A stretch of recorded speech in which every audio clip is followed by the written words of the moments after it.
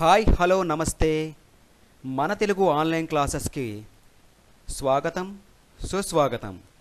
ఇప్పటి వరకు మన తెలుగు ఆన్లైన్ క్లాసెస్ అనే ఛానల్ని సబ్స్క్రైబ్ చేసుకోకపోతే తప్పనిసరిగా సబ్స్క్రైబ్ చేసుకొని ప్రతి ఒక్క వీడియోని ప్రతి ఒక్కళ్ళు మొత్తం పూర్తిగా చూసి లైక్ చేసి కామెంట్ చేసి కొద్దిమందికైనా తప్పకుండా షేర్ చేయండి.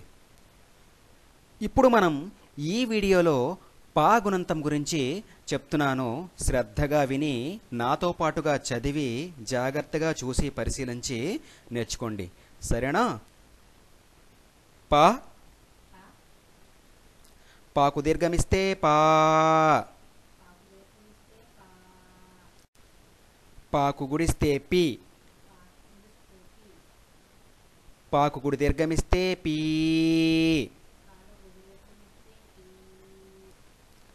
పాకు కొమ్మిస్తే పు, పాకు కొమ్ము దీర్ఘమిస్తే పూ,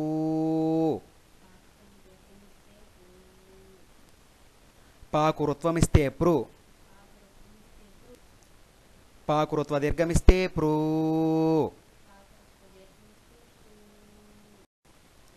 పాకు యత్వమిస్తే పే, పాకు యత్వ దీర్ఘమిస్తే పే,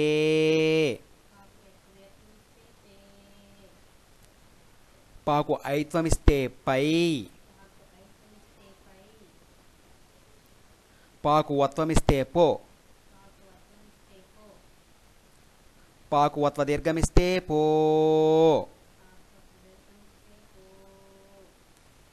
పాకు ఔత్వమిస్తే పౌ, పాకు సున్నా ఇస్తే పం, పాకు విసర్గ ఇస్తే పహ. విన్నారు కదా పిల్లలు?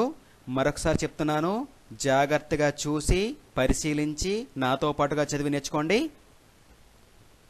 ప, పాకు దీర్ఘమిస్తే పా, పాకు గుడిస్తే పి, పాకు గుడి దీర్ఘమిస్తే పీ,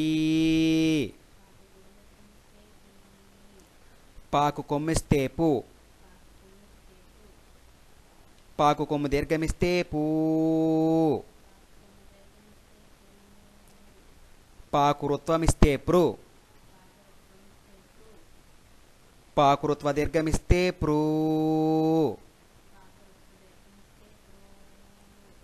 పాకు యత్వమిస్తే పే, పాకు యత్వ దీర్ఘమిస్తే పే, పాకు ఐత్వమిస్తే పై, పాకు వత్వమిస్తే పో, పాకు వత్వ దీర్ఘమిస్తే పో, పాకు ఔత్వమిస్తే పౌ, పాకు సున్నా ఇస్తే పం, పాకు విసర్గ ఇస్తే పహ.